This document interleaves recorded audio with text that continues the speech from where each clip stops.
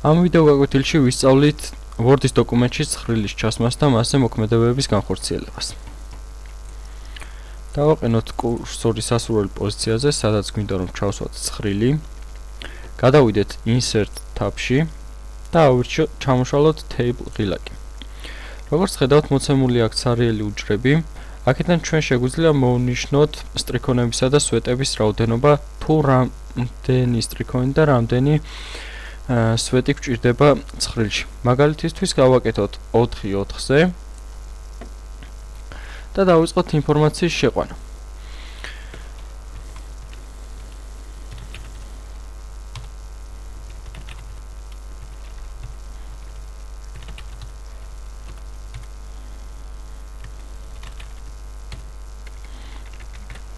ეს վել დავტოვოთ სარიელი, აქეთ საგანი 1, საგანი 2. სტილის ცხრილის დიზაინის შესაძლებლად ჩვენ უნდა გამოვიყენოთ Design tab-ში არსებული Table Styles ჩანართი. ჩამოვშალოთ და აქედან შევარჩიოთ სასურველი. აი მაგალითისთვის ავირჩიოთ ეს და როგორც ხედავთ, მნიშვნელოვანი ცვლილება არ განხორციელდა, მაგრამ შეიცვალა სათაურის გამყოფი ხაზი.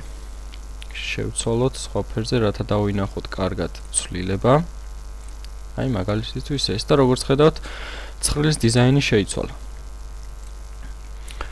ჩავწეროთ მაგალითისთვის გავაკეთოთ ცხრილში მათემატიკური ოპერაციები, გამოვთვალოთ სტუდენტის მიერ დაგროვილი ჯამური ქულა საგან 1-სა და საგან 2-ში. შევიყვანოთ საგან 1-სა და საგან 2-ში მიღებული ქულები.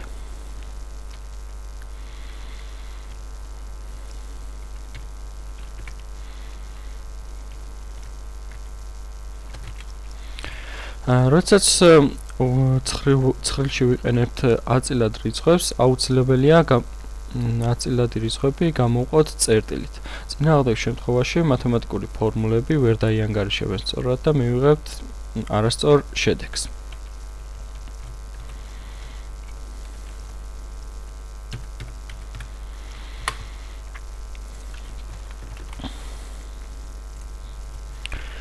დავდგეთ ჯამის უჯრაში, გადავიდეთ Layout tab-ში და მოვძებნოთ ღილაკი ფორმულა. დავაკლიკოთ და გაიხსნება ასეთი დიალოგური ფანჯარა, სადაც პირველ ველში ფორმულაში წერია უდრის 3 და ფრჩხილებში პარამეტრად გატანებული აქვს left. ანუ ჩვენ ვეუბნებით, რომ ამ უჯრაში ჩაგვიწეროს ჯამი იმ უჯრებისა, რომელიც მდებარეობს მარცხნივ. Word-ი ავტომატურად ხვდება თუ რომელი უჯრები უნდა დააჯამოს, ანუ რომელ უჯრებში წერია ციფრები და მხოლოდ ამ უჯრების მნიშვნელობებს მიაღებინებს მონაწილეობას ფორმულაში. შემდეგ ველში number ფორმატში შეგვიძლია ავირჩიოთ თუ რა ტიპის შედეგი გვინდა დაიწეროს. დავტოვოთ სარიელი და დავაკლიკოთ OK-ს. და როგორც ხედავთ, დაიწერა ჯამი. გავაკეთოთ იგივე და როგორც ხედავთ, შემდეგ უჯრაში, როდესაც დავაკლიკე ღილაკს ფორმულა, პარამეტრი შეიცვალა და წერია above. ანუ ამ უჯრის ზემოთ გაჩნდა რიცხვითი ჩანაწერი. ამიტომ Word-მა მოგცა რჩევა, რომ ხომ არ დავაჯამოთ ამ უჯრის ზემოთ მდებარე უჯრების მნიშვნელობები. ჩვენ above წავშალოთ და ჩავწეროთ left, იმიტომ რომ გვაინტერესებს მარცხნივ მდებარე უჯრების მნიშვნელობების ჯამი. OK. და როგორც ხედავთ, აქაც მივიღეთ შედეგი. ახლა გავაკეთოთ ესეთი რამ, რომ სულ აი აქ დავაჯამოთ უკვე მიღებული მიღებული შედეგები. ამისათვის დავდგეთ ამ უჯრაში ისევ ფორმულა 3 above, დავტოვოთ above, დავაკლიკოთ OK-ს. და როგორც ხედავთ, მივიღებთ ზედა უჯრებში მდებარე ციფრების ჯამს. განვიხილოთ სხვა ფუნქციებიც, აი მაგალითისთვის, აი აქ დავითვალოთ საგან 2-ში მიღებული სტუდენტების მიერ მიღებული საშუალო ქულა. დავაკლიკოთ წავშალოთ ფუნქცია 3 და როგორც ვიცით, საშუალოს დათვლა არის average ფუნქცია. და ფრჩხილებში გავატანოთ above. ვინაიდან გვაინტერესებს ამ უჯრის ზემოთ მდებარე რიცხვების საშუალო. Okay. და როგორც ხედავთ, მივიღეთ რიცხვი, რომელიც არის 78.8 და 97.6 საშუალო. აი აქ დავითვალოთ ნამრავლი ამ ორი რიცხვის. ნამრავლის გამოთვლაში დაგვეხმარება ფუნქცია product და პარამეტრებში ისევ above.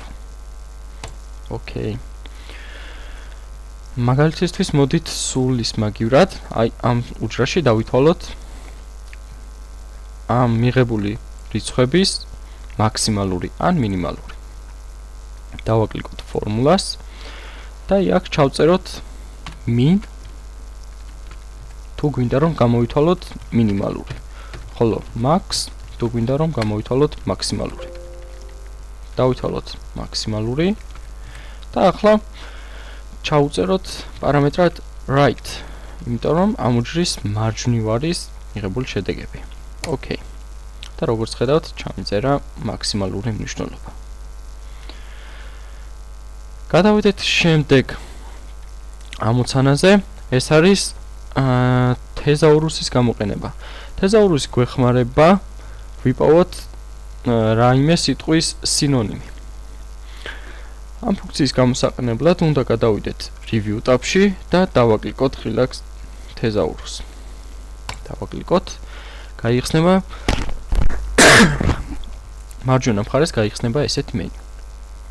აი ამ ველში ჩავწეროთ ის სიტყვა, რისი სინონიმის გვაინტერესებს. მაგალითისთვის car. დავაკლიკოთ search და როგორც ხედავთ, ჩამომიყარა სინონიმები. შევცვალოთ სიტყვა და ჩამომიყარა სინონიმები.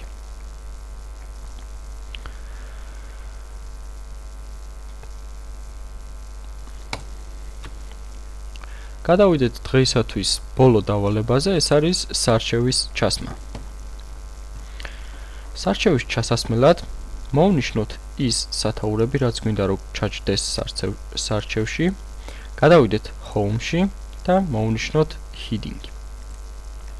როგორც ხედავთ, შეიცვალა ფონტის ზომა, ფერი. დავაბრუნოთ საწყისზე, ეს თუ არ ვცდები, იყო 12 და არის შავი. 12 და გავხადოთ შავი. დავაკოპიროთ ფორმატი.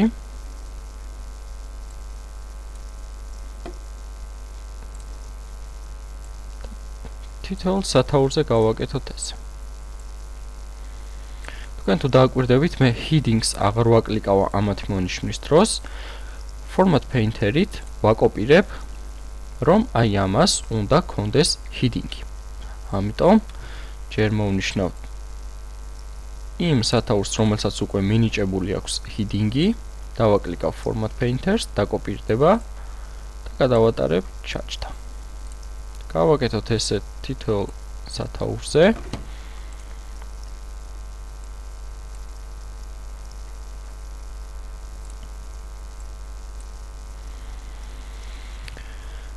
დავასრულეთ და ეხლა დავაყენოთ კურსორი იმ პოზიციაზე, სადაც გვინდა რომ ჩაჯდეს სარჩევი.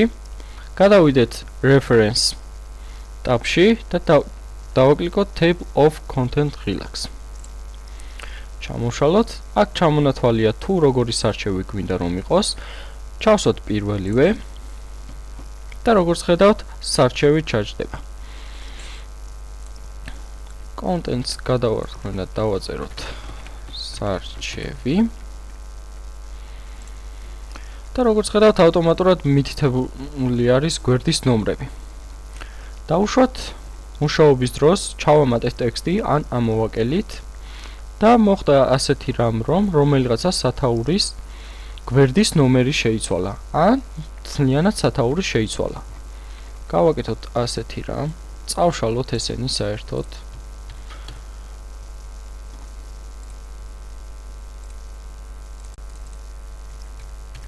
წავშალე. მაგრამ როგორც ხედავთ, აქ ისევ არის ჩამჯდარი და განვაახლოთ ჩვენი სარჩევი.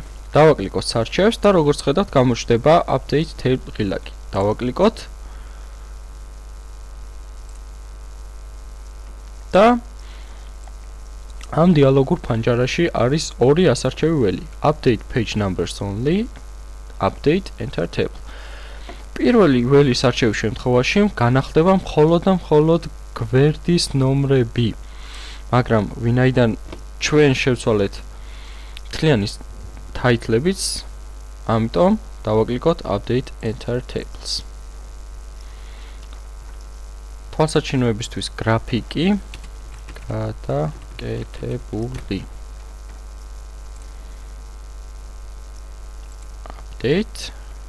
update enter table.